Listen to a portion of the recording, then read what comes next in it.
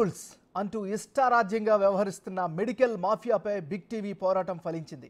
ఇప్పటికే మెడ్ plus pharmacy స్టోర్లలో లోపాలను big TV ఎత్తి చూపడంతో డ్రగ్స్ కంట్రోల్ అధికారులు పరుగులు పెట్టారు. మెడ్ ప్లస్ ఫార్మసీ స్టోర్లకు నోటీసులు ఇచ్చారు. మరి ఇంతటితో కథ అయిపోయిందా? మిగిలిన ఫార్మసీ చైన్ల సంగతేంటి? పెద్ద పెద్ద హాస్పిటల్స్ స్వయంగా నడిపిస్తున్న ఫార్మసీ స్టోర్లలో అయినా రూల్స్ ఫాలో అవుతున్నారా? దీనిపైనే పరిశోధన మొదలుపెట్టిన మా టీం అపోలో ఫార్మసీపై నిఘా పెట్టింది. మరి ఆ స్టోర్స్లో ఏం జరుగుతోంది? డేంజరస్ మెడిసిన్స్ ఎలా అమ్ముతున్నారు? అపోలోలో అంతా ఆల్ రైటేనా?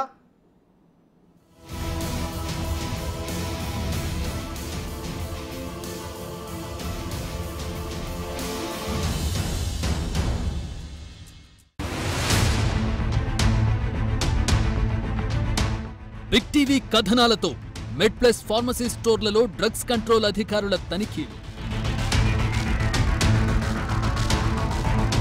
రూల్స్ ను అతిక్రమిస్తూ ఇష్టారాజ్యంగా మందుల అమ్మకాలు.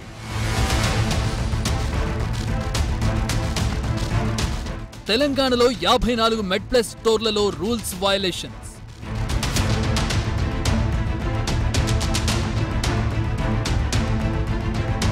ఏపీలోనూ పలుచోట్ల మెడ్ ప్లస్ స్టోర్లకు నోటీసులు.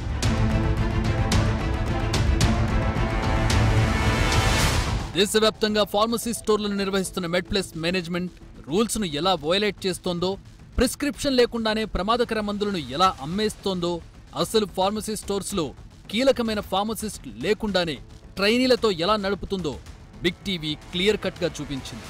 తామంతా పర్ఫెక్ట్ అంటూ మెడ్ ప్లస్ చెప్పుకున్న బిగ్ టీవీ కథనాలతో మేల్కొని డ్రగ్స్ కంట్రోల్ అధికారులు చేసిన తనిఖీల్లో ఆ సంస్థ బాగోతం బట్టబయలైంది.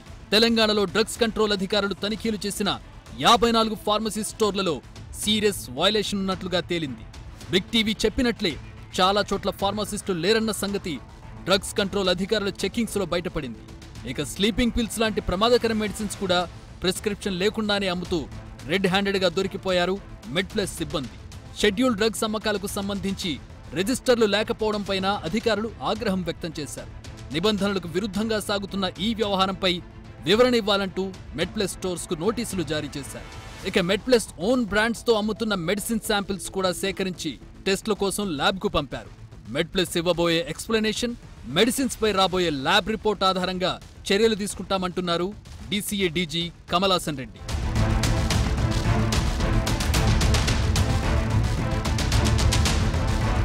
మెడ్ ప్లస్ సంగతి అలా ఉంచుదా? తెలుగు రాష్ట్రాలతో పాటు దేశవ్యాప్తంగా ఇంకా ఎన్నో ఫార్మసీ చైన్స్ నడుస్తున్నాయి. వాటిలో టాప్ ప్లేస్ లో ఉంది అపోలో ఫార్మసీ.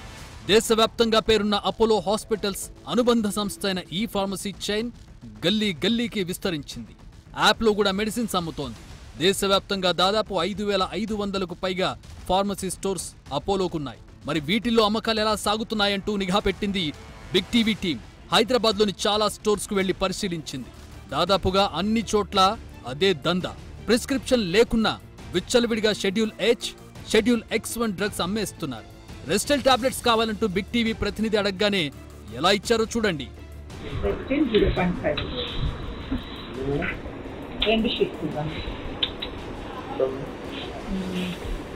ఇంజక్షన్ లేదనుకున్నా ఇంకోటి నికాడియా ఇచ్చారా? ఒక్క నిమిషం.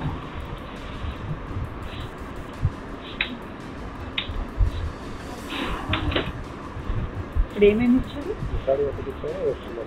ఇచ్చారు. ఓన్లీ మెడిసిన్ 200 క్యాష్ ఇస్తారు. అంతేకాదు, అలా ఇవ్వడం రాంగ్ అని కూడా వాళ్లకు తెలుసు. అయినా సరే అమ్ముకోవడమే ముఖ్యం. పైగా ఆ టాబ్లెట్స్ కు బిల్ జనరేట్ చేయలేదు. ఎందుకో చూడండి. ఎందుకండి? మరి ఇప్పుడు పైసలు వద్దా? వితౌట్ బిల్ ఇస్తామంటున్నారా? రెస్ట్రిక్ట్ బిల్లు రాదంటున్నారా? బిల్లు ఉంటే బాగుంటుంది. సపరేట్ అయ్యండి ఫోన్.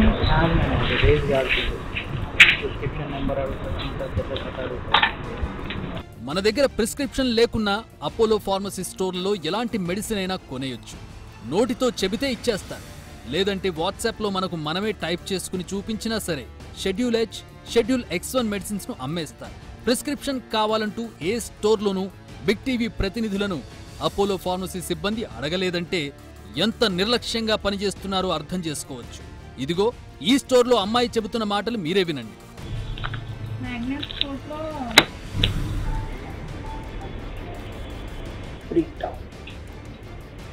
1.5 or 3 madam? డోస్ మళ్ళీ ఇందులో రాయలేదు. 3 అంట. 3 ఎందుకు రాకుండా రాలేదా? అయితే ఫోన్ అన్నారు. ఓకే 3 1.5 వద్దు.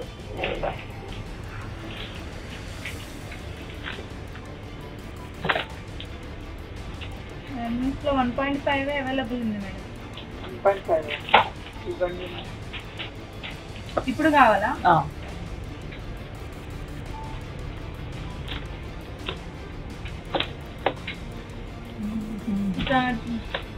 టైం పడుతుంది మేడం. ఇదే బ్రాండ్ కావాలంటే, వేరే బ్రాండ్ లో అయితే ఉంది. ఇవ్వండి. అంటే డోస్ అయితే సేమ్ ఒకటే, కంపెనీ ఒకటి వేరే ఉంది. పని చేయడం కూడా వర్కింగ్ సేమ్. అన్నీ సేమ్. ఓకే.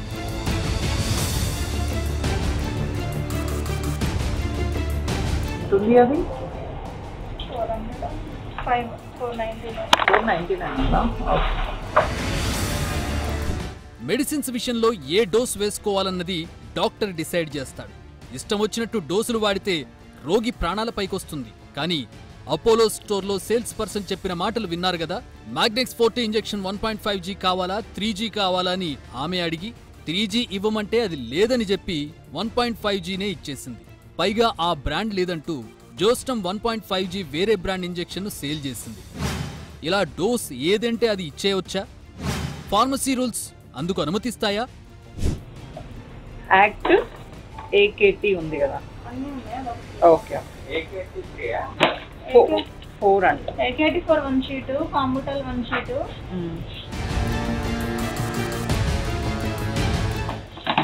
1 అన్ని. లివోఫ్లాక్స్ 500 1, ఏకేటీ 1.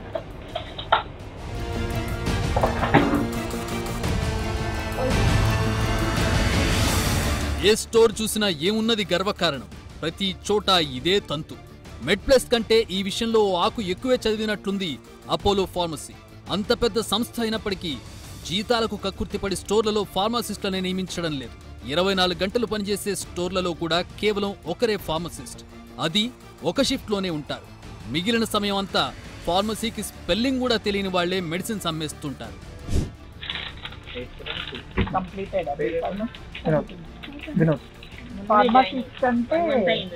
ఫార్మసిస్ట్ అంటే మిమ్మల్ని అంటారా? ఇతను కూడా సేమ్ ఒక్కరే ఉంటారు. షాప్ ఒక్కరే ఫార్మా. మరి 24 hours ఉంటుందా? 9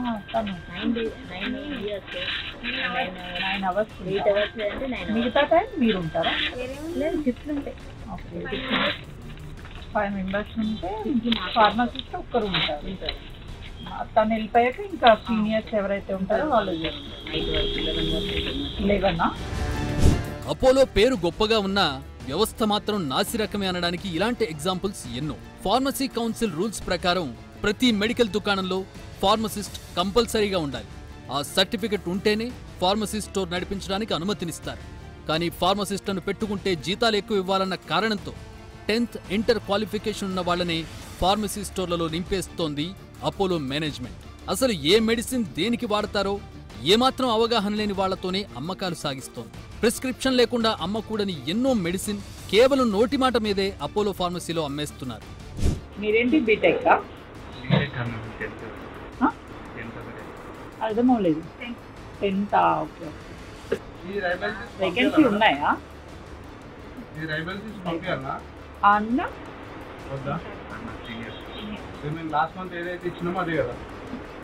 సీనియర్ అవ్వాలంటే ఏం చదువుకోవాలి? అంతేనా? మీరన్నా ఎన్ని ఇయర్స్ చేస్తున్నారు? ఎన్ని ఇయర్స్? 5 years. హలో మేడం, ఏంటి మీరు బీటెక్? డిగ్రీ. మీరమ్మా? ఇంటర్. డిగ్రీ ఇంటర్ అయిందా? ఇక్కడ ఇప్పుడు మీరు ఇప్పుడు ముగ్గురు ఫార్మసీ చేసిన వాళ్ళు ఎవరు లేరు కదా. ఇప్పుడు ఆ అమ్మాయి కన్ఫ్యూజ్ అవ్వదా టాబ్లెట్ ఇచ్చేటప్పుడు?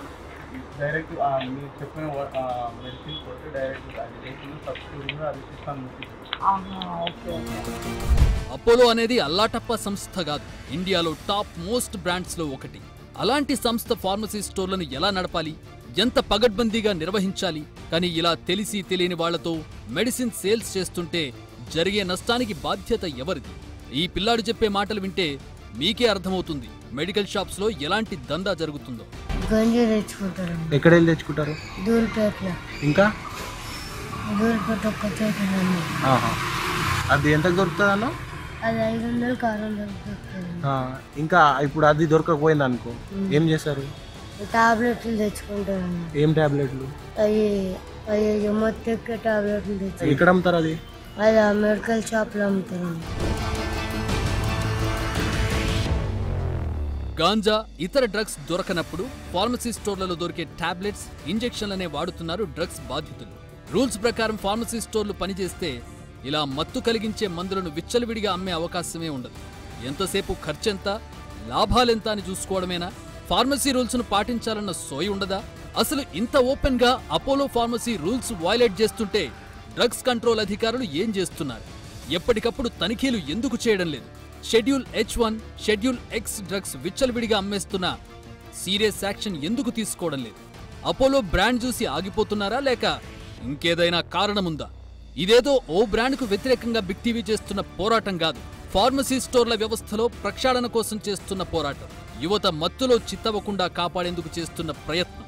ఇప్పటికే say no to drugs campaign నిర్వహిస్తున్న బిగ్ టీవీ మిగిలిన ఫార్మసీ చైన్స్ పైన నిఘా పెట్టింది. విచ్చలవిడిగా మందులు అమ్ముతున్న మరికొంతమంది గుట్టును త్వరలోనే రట్టు చేయబోతున్నారు.